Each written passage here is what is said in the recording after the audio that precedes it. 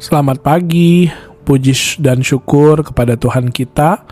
Murid-murid Yesus pada zamannya mengira kerajaan Allah akan datang seketika itu juga. Namun Yesus mengajar mereka dan juga kita bahwa ada sebuah masa penantian antara kepergiannya dan kedatangannya kembali sebagai Raja.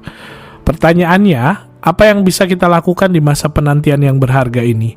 Apakah kita hanya menunggu dengan pasif atau kita bekerja dengan aktif? Pagi ini perumpamaan Yesus tentang uang mina memberikan gambaran yang sangat jelas tentang apa yang Ia harapkan dari kita sampai Ia datang kembali.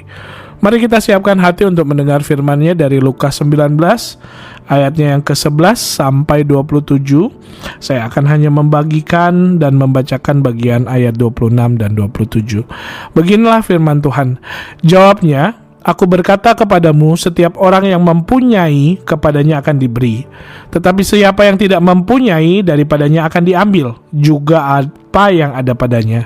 Akan tetapi, semua seteruku ini yang tidak suka aku menjadi rajanya, bawalah mereka kemari dan bunuhlah mereka di depan mataku.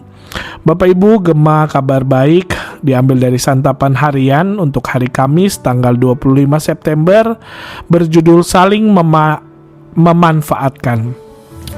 Bapak Ibu, di dalam film The Greatest Showman, seorang pebisnis bernama P.T. Barnum memanfaatkan orang-orang freak atau bisa dibilang buruk rupa dan menjadikan mereka tontonan sirkus demi keuntungan diri. Tahu bahwa diri mereka dimanipulasi, respons orang-orang itu mengejutkan. Ia memanipulasi kelainan kami, tapi kami menemukan keluarga. Ternyata ada orang-orang yang rela dimanfaatkan asalkan mereka juga mendapat manfaat dari pemanfaatan itu. Perumpamaan tentang uang mina ini disampaikan Yesus sebelum Ia dielulukan di Yerusalem. Perumpamaan ini mengisahkan seorang bangsawan yang menjadi raja dan memiliki kekuasaan besar, tetapi ia dibenci orang sebangsanya. Penulis menunjukkan bahwa dia bukanlah orang yang baik. Hal ini diteguhkan dengan sikap salah satu hamba yang memutuskan tidak menuruti apa yang dia mau. Untuk melipat gandakan uangnya makin jelas di bagian akhir. Di dalam kemarahan yang memuncak, penguasa baru ini meminta semua seterunya yang tidak menyukai dia menjadi raja untuk dibunuh di hadapannya. Bapak Ibu, ada orang-orang yang mengikuti kehendaknya dan mendapatkan keuntungan dan menjadi lebih kaya dan dipercaya. Bangsawan ini merepresentasikan penguasa keji dan culas. Di masa itu yang akan menghabisi musuhnya tiada ampun. Apalagi sebentar lagi Yesus akan menjadi korban penguasa culas karena memutuskan tidak mau mengikuti keinginan mereka. Suara Yesus bersama dengan orang tertindas dan rela mati di dalam ketidakadilan menggaungkan suara mereka. Yesus mengajarkan agar kita saling memanfaatkan asalkan kita mendapatkan keuntungan. Ia mengingatkan kita untuk berani bersuara bersama dan bagi orang-orang yang tertindas. Dia tidak menggunakan kekuasaannya untuk meniadakan orang-orang yang tidak setuju atau melawan dirinya. Apakah kita sebagai pengikutnya memiliki nyali seperti Yesus?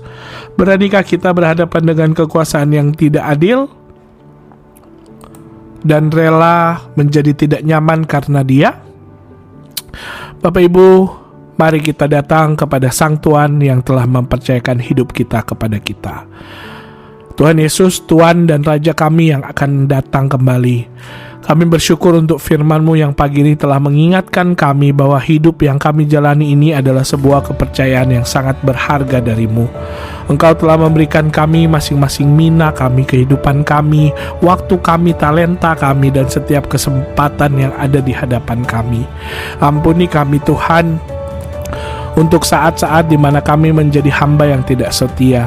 Ampuni kami ketika kami menyembunyikan apa yang telah Engkau percayakan. Entah karena kami takut gagal, takut pandangan yang keliru, atau karena kami malas. Ampuni kami untuk setiap kesempatan yang kami sia-siakan bagi kemuliaan-Mu. Pagi ini kami datang memohon hati yang baru. Gantikanlah roh ketakutan kami dengan roh keberanian dan iman. Beri kami hikmat, kreativitas, dan ketekunan untuk menjalankan dan mengembangkan apapun yang Kau percayakan kepada kami.